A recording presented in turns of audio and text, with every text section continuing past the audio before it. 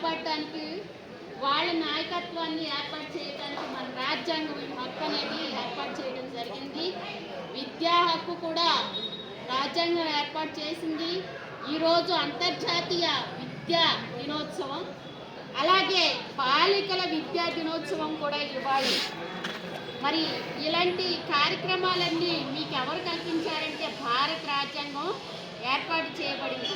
మీరందరూ మరి ఓటు హక్కు గురించి కానీ బాలికల చదువు విషయంలో కూడా పూర్వకాలంలో ఆడపిల్లలు చదువుకోవడం చాలా కష్టతరమైన పరిస్థితుల నుండి మరి ఆధునిక కాలంలో ఆడపిల్లలు కూడా చదువుకుని ఉన్నతమైన ఉద్యోగాలు చేపట్టాలని మరి ప్రభుత్వాలు మరి ఆడవాళ్ళకి రిజర్వేషన్ కల్పించింది. చట్టసభల్లో మరి సీట్లు కల్పించారు.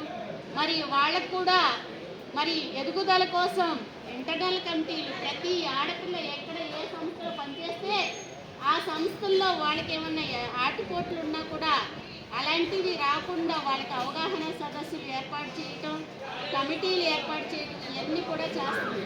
సో మీరందరూ కూడా అవగాహన కలిగి ఉండాలి. అవగాహన కలిగి మీ భవిష్యత్తును మంచిగా తీర్చిదిద్దుకుంటారని మరి నేను ఆశిస్తున్నాను. మరి ఇటువంటి అవకాశం ఇచ్చిన సర్కార్ సార్, ప్రిన్సిపల్ సార్కి, అలాగే నాతోటి నరసింహరావు సార్కి, సీనియర్ మోస్ట్ ప్రిన్సిపల్ సార్కి మరి మీ అందరికి కూడా ధన్యవాదాలు తెలుపుతూ మరి అంతర్జాతీయ ఓటర్ దినోత్సవ ప్రతిజ్ఞను మీరందరూ పార్టిసిపేట్ చేస్తూ దీన్ని మీరు మీ జీవితంలో ఇంప్లిమెంట్ చేసుకోవాలని కోరుకుంటున్నాను.